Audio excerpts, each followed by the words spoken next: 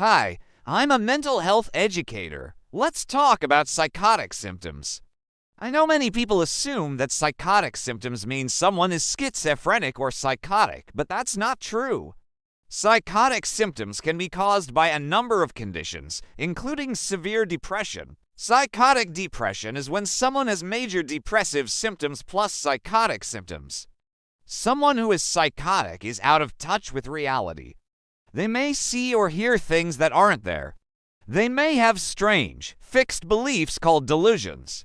I remember a client we lines call Sarah who came into therapy claiming she had a new boyfriend named Lawrence. She described him in great detail and told me how much she liked him. Every week she told me more about their relationship and how happy she was. She even started calling him at home, even though he wasn't real. After several months of talking about Lawrence, she started telling me about a new friend she'd made in the park. She said he was handsome and sweet and was becoming a larger presence in her life. It was starting to affect her ability to function at work and at home. Her husband was worried because she seemed so distant and preoccupied.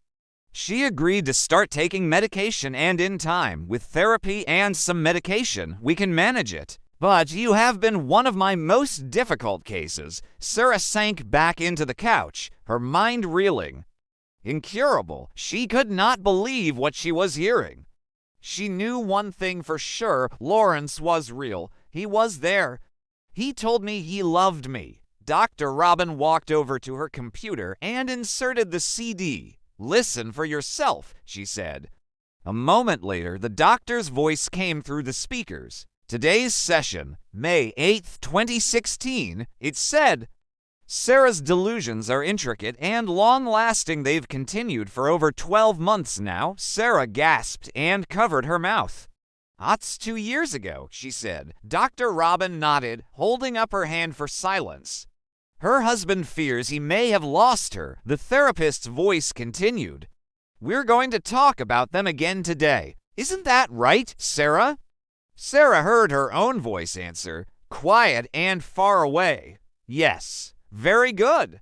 Sarah, I'd like for you to tell me about this new friend you've met. He's just someone I see in the park sometimes. He likes to talk with me about books and writing.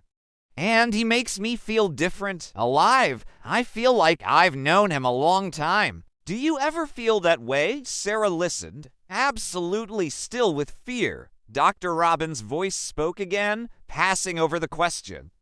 "What's his name?" Sarah wanted to shut her ears, to block out the answer she knew was coming. "Lawrence," her voice said. "He's perfect, really, says all the right things. He makes me feel very special. Do you find that odd at all? That this stranger just comes up and talks to you in the park?" There was a pause. When Sarah's voice spoke again, it was smaller, hesitant. "No, why would I? Is he real?" Dr. Robin's voice asked. "Of course he's real. I think we've heard enough," Dr. Robin said. She stopped the recording. "You've been manifesting this relationship for a long time, Sarah." Sarah stood up again, a black octopus reaching its long arms out of her from within. "Impossible? Was impossible?" She paced back and forth, the edges of her vision quivering. "But I just met him," she said. "It was a few weeks ago. He's real. We were." A cold thought hit her. "Is this some kind of trick?" she said. "How do I know you haven't altered my voice? Made it up somehow?" The doctor's face barely registered surprise. "Why would I do that, Sarah?" "I have no idea." Sarah shut her eyes, pressed her fingers to her temples. "It had to be a dream." "It's a psychosis, Sarah. It's not something you can control on your own. It's quite literally your truth, although it has no existence outside you. You normally come in and speak about Lawrence, then he disappears for a while, then you're back to seeing him again. Is time, though this time there's this new person, this woman from the park. You never mentioned her to me before. If we're going to help you, we need to gear this part of it out together." Dr. Robin sat down beside her again and tried to take Sarah's hand in hers. Her grasp was warm, not at all cool and clinical as Sarah might have expected. Still, Sarah cringed and pulled her hand away. Eric, he wants to get rid of me, she cried. No one wants to get rid of you. Eric tried to help you.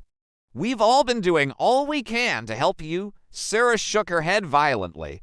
Why would I do that? Why would I make all of this up? Trauma is a very powerful thing, Sarah. These delusions can be mood congruent.